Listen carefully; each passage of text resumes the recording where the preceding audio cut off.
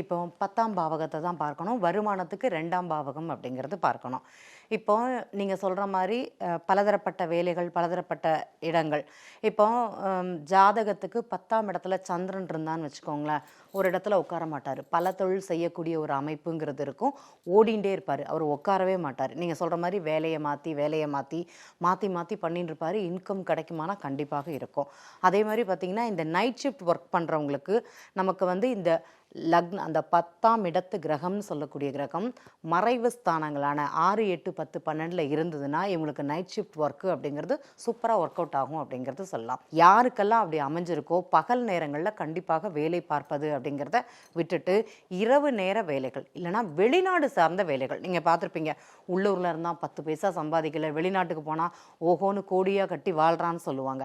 அப்போ இவருக்கு உள்ளூரில் வருமானம்ங்கிறது கிடையாது. அவருக்கு வருமானம் சம்மந்தப்பட்டது வெளி இடங்கள்ல, வெளி மாநிலங்கள்ல அப்படிங்கிறது தான்.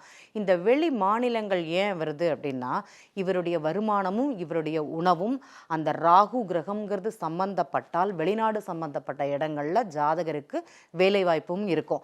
அப்பதான் அவருக்கு வந்து பகல் நேரமாகவும், நமக்கு இரவு நேரமாகவும் இருக்கும். அதான் அவங்களுக்கு ஒர்க் அவுட் ஆகும். இப்போ நீங்க என்ன சொன்னீங்களே, இந்த 6 to 10 ஒர்க் பண்றது, இதே மாதிரி கிரக அமைப்பு இருந்தால் மட்டும்தான் இவங்களுக்கு இரவு நேர வேலைகளும் இரட்டை சம்பாத்தியம், ரெட்டை சம்பாத்தியம்னு சொல்லுவாங்களவா, டபுள் இன்கம் கிடைக்கக்கூடிய ஒரு காலமாகவும் கண்டிப்பாக அமையும். அதே மாதிரி நல்ல ஹார்ட் ஒர்க்கர் அப்படிங்கிறது இவங்களை சொல்லவே சொல்லலாம்.